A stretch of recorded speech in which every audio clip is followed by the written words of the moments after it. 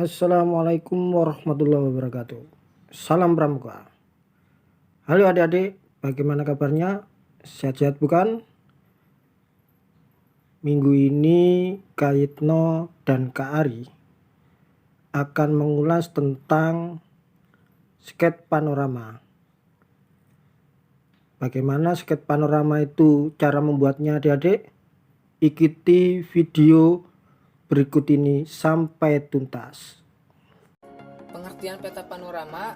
Panorama adalah membuat gambar suatu pemandangan atau medan alam dalam bentuk sketsa atau gambar sederhana yang menunjukkan suatu daerah dengan sudut pandang tertentu.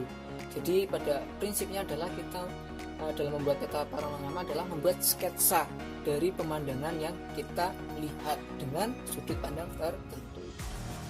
Kegunaan peta panorama adalah untuk melukiskan situasi dan kondisi suatu tempat pada satu waktu, sehingga ketika suatu saat kembali ke daerah tersebut kita akan dapat melihat perubahan yang terjadi. Jadi misalkan hari ini kita menggambar ke arah utara ya, di lokasi A ya. Ke arah utara kita melihat ada suatu lahan masih kosong. Namun setelah berapa bulan kita di tempat yang sama menghadap ke arah yang sama, ternyata di situ sudah ada perumahan dan sebagainya. Nah, itu gunanya kita bisa melihat perubahan yang terjadi pada arah yang kita lihat tersebut. Dalam membuat peta panorama yang perlu kita siapkan adalah kompas untuk membidik arah, kemudian kertas HVS, pensil 2H dan 2B untuk menggambar, kemudian pena untuk mengisi identitas sumber jawab, penggaris, meja atau alas untuk menggambar, dan penghapus. Dalam membuat peta panorama itu ada dua cara. Pada dasarnya ada dua cara. Yang pertama ada dengan sudut pandang yang sudah diketahui atau patokan suatu objek. Misal sudut pandangnya adalah 300 sampai 360 derajat, maka yang akan kita gambar adalah sudut itu. Kemudian yang cara yang kedua adalah dengan titik bidik yang diketahui. Misalnya titik bidiknya adalah 330 derajat. Maka caranya adalah menambahkan dan mengurangi 30 derajat dari titik bidik tersebut. Jadi batasnya adalah 300 derajat dan 360 derajat. Jadi kita tambahkan 30 derajat ke kanan tentunya, kemudian kita kurangi 30 derajat ke kiri. Jadi seperti itu. Nah, video kali ini saya akan sedikit berbagi bagaimana cara membuat peta panorama dengan sudut pandang yang sudah diketahui atau patokan suatu objek. Contoh soalnya seperti ini. Buatlah peta panorama dengan sudut pandang 300 sampai 360 derajat. Maka yang harus kita lakukan tentunya adalah melihat dulu lingkungannya sekitarnya. Contohnya adalah seperti ini. Dari seperti ini, yang pertama kita lakukan adalah mempersiapkan kompas bidikan. Untuk membidik apa? Membidik arah 300 dan 360 derajat. Kita bidik terlebih dahulu, kita dapatkan seperti itu bidikannya ya.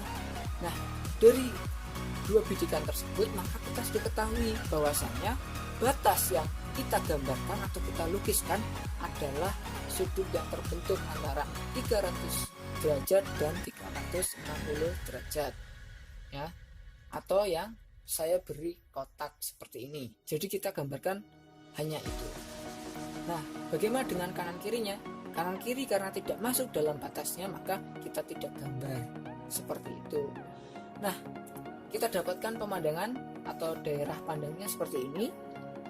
Yang selanjutnya adalah kita membuat garis kontur atau batas setiap objek dengan pensil 2B. Karena pensil 2B ini tebal, maka kita bisa lebih mudah untuk membedakan daerah mana atau batas daerah dari suatu pemandangan yang kita gambar. Kita buat terlebih dahulu yang paling bawah ya, atau paling dekat dengan kita batasnya. Ini ada ladang atau sawah padi ya. Kita batasnya garis. Nah, dalam pembuatan peta panorama yang kita lukis atau kita gambar adalah bagian batas atasnya ya, bagian atasnya. Jadi kalau sawah seperti ini, bagian atasnya seperti ini yang kita lihat. Nah, kita sudah membuat paling bawah. Selanjutnya dimulai dari yang mendekati garis yang baru saja kita buat. Contohnya seperti ini. Karena apa? Daerah tersebut adalah lebih dekat daripada daerah yang lain di belakangnya. Selanjutnya buat daerah yang lebih dekat lagi ya. Kemudian kita buat juga ada di sini ada sawah, ada di sini ada pepohonan, kemudian di sini ada bukit, dan di sini ada gunung. Dan kita tidak lupa, kita melihat ada tower di sini, maka kita gambar pula towernya.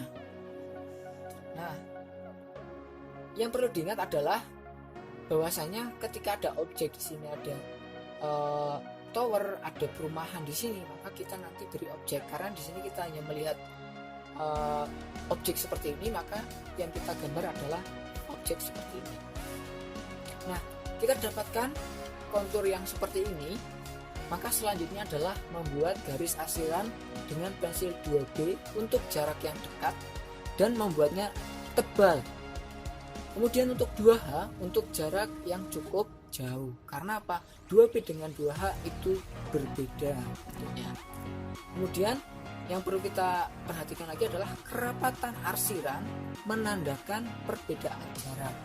Ya, contohnya kita arsir, ya, kita arsir. Jadi untuk mengarsir itu yang paling bawah terlebih dahulu. Karena apa? Karena jarak terdekatnya adalah yang ada di bawah sini. Jadi kita arsirnya yang bagian daerah bawah terlebih dahulu. Seperti ini. Oke.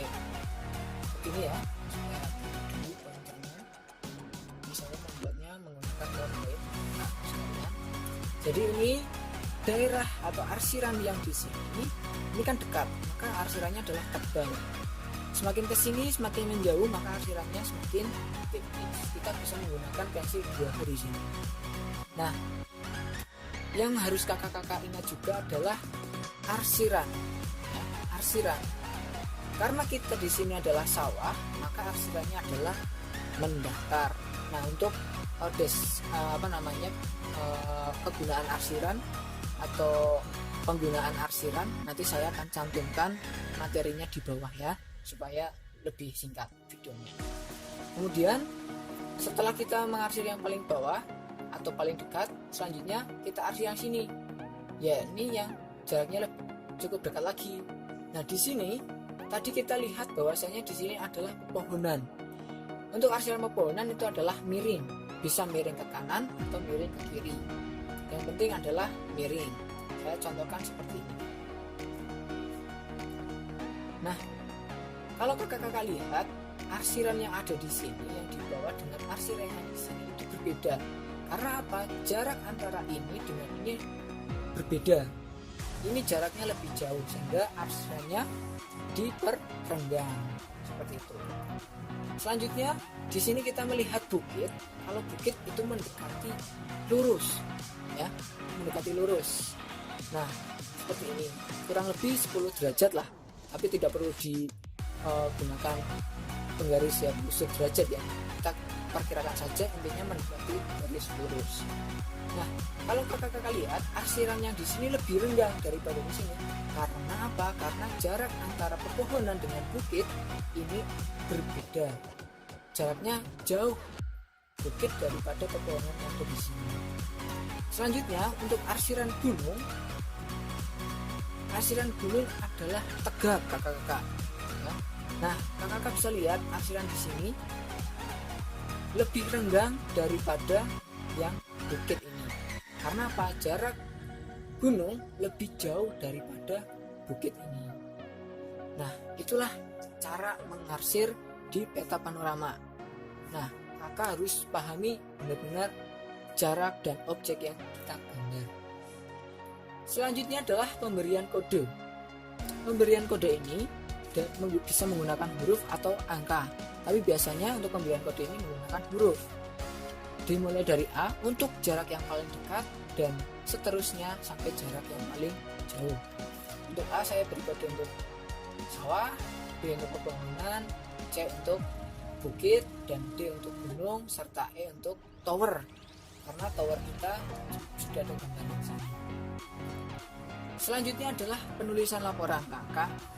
Yang perlu diperhatikan dalam penulisan laporan adalah, kita lihat di sini, ini adalah identitas dari si pembuat. Kalau ketika saya lomba, ini identitas seperti ini.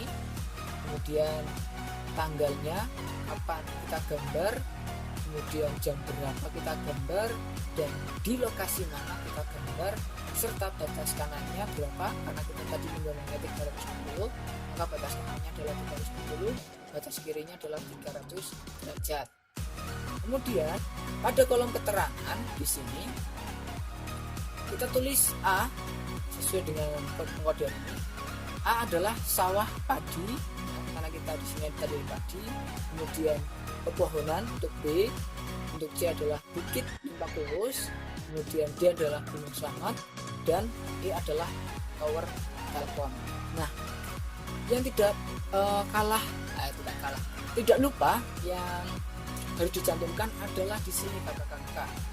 Ya, ketika saya dulu LT, saya harus mencantumkan arah di sini, derajat di sini, batas kirinya, kemudian pusatnya atau di tengah-tengahnya, dan batas kanannya kita buat atau kita cantumkan supaya kita bisa lebih mengetahui sudut mana yang kita buat.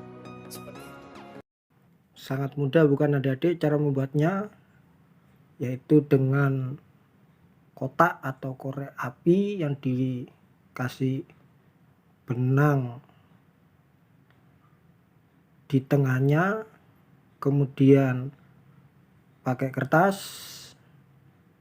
pensil, macam-macam pensil, ada yang tebal yang tipis. Suatu saat kita akan praktekkan adik-adik. Jangan lupa diakhiri sampai adik-adik ini tulis nama lengkap, kelas, asal sekolah, dan subscribe video ini. Wassalamualaikum warahmatullahi wabarakatuh. Salam Pramuka.